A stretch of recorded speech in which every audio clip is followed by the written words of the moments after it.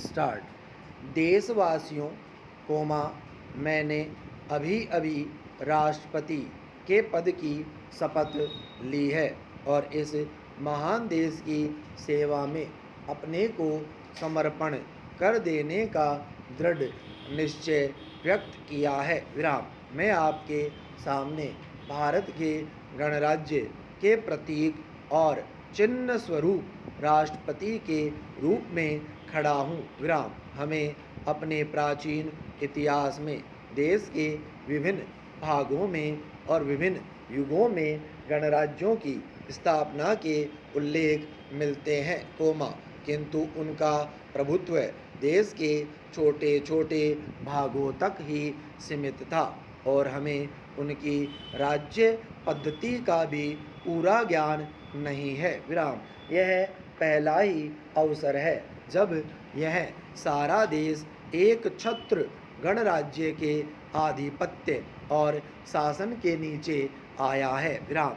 हमारे संविधान ने इस गणराज्य की व्यापक नींव का आधार इस देश के सब वयस्क स्त्री पुरुषों को बनाया है। विराम। भारत के प्रशासन और उसके भाग्य का निर्माण करने के लिए करोड़ से अधिक भारतीयों ने अपने प्रतिनिधि चुने हैं। विराम। इन प्रतिनिधियों ने मुझे राष्ट्रपति चुना है और यह कार्य करके उन्होंने उस संविधान को कार्यान्वित किया है जिसे हमने इतने परिश्रम से बनाया था। विराम। व्यक्तिगत रूप में आपके एक देशवासी के नाते तथा इससे भी कहीं अधिक भारत की स्वतंत्रता के संघर्ष में आप में से अनेक के एक साथी के नाते मैं आपके विश्वास के इस अपूर्व प्रदर्शन के लिए अत्यंत कृतज्ञ हूँ। विराम। किंतु कृतज्ञता से भी कहीं अधिक मैं इस उच्च पद के गुरुतर उत्तरदायित्व और भार का अनुभव कर रहा हूँ। पैरा। इस लोकतंत्रात्मक गणराज्य की स्थापना तो स्वतंत्रता की प्राप्ति के बाद ही हो सकती थी। विराम। अतः इस गणराज्य को जिसे हमने कई पीढ़ियों के संघर्ष और तपस्या के बाद प्राप्त किया है, सुरक्षित रखना हम में से प्रत्येक का प्रथम और सर्वोपरि कर्तव्य है। विराम। हमारा अटल उद्देश्य यह है कि हम जनता की स्थिति सुधारें और उसकी उन्नति करें, किंतु देश के सुधार और उन्नति की हमारी सब योजनाएं हमारी स्वतंत्रता स्थिर बने रहने पर निर्भर करती है। विराम। उसी आधारभूत स्वतंत्रता पर ही तो हमारा वैयक्तिक और राष्ट्रीय जीवन निर्भर है। विराम। अतः आपके समान ही मेरा भी यह कर्तव्य है कि चाहे जो भी त्याग करना पड़े, हम इस स्वतंत्रता को स्थिर बनाए रखें और इसकी रक्षा करें। विराम। इस कर्तव्य को पूरा करने में मेरा प्रथम और सर्वोपरि प्रयास यह होगा कि देश के विभिन्न भागों विभिन्न धर्मों और विचारों के लोगों के प्रति मैं समता और निष्पक्षता बरतूं। विराम। दूसरा कर्तव्य जिसमें कि मैं आपका सहभागी हूँ, यह है कि मैं अन्य सब देशों की मैत्री प्राप्त करने का प्रयास करूं और उनसे सहयोग करने के रास्ते निकालूं। विराम। इस देश के सब लोगों से मेरा निवेदन है कि वे मुझे अपने में से ही एक माने और मुझे ऐसा अवसर और प्रोत्साहन दे जिससे मैं यथाशक्ति उनकी सेवा कर सकूं। विराम। भगवान से मेरी विनती है कि वह मुझे शक्ति और सुबुद्धि दे ताकि मैं सच्ची सेवा भावना से अपने कर्तव्यों और उत्तरदायित्वों को पूरा कर सकूं। पैरा। आदरणीय सदस्यों, भारत गणराज्य की सर्वप्रथम संसद के जो हमारे संविधान के अनुसार चुनी गई है सदस्यों के रूप में मैं आप लोगों का स्वागत करता हूँ। विधानसभाओं की रचना और राज्य के अधिपति संबंधी संविधान के उपबंधों को हमने पूरी तरह से कार्यान्वित किया है और इस प्रकार हमने अपनी यात्रा की एक मंजिल पूरी कर ली है।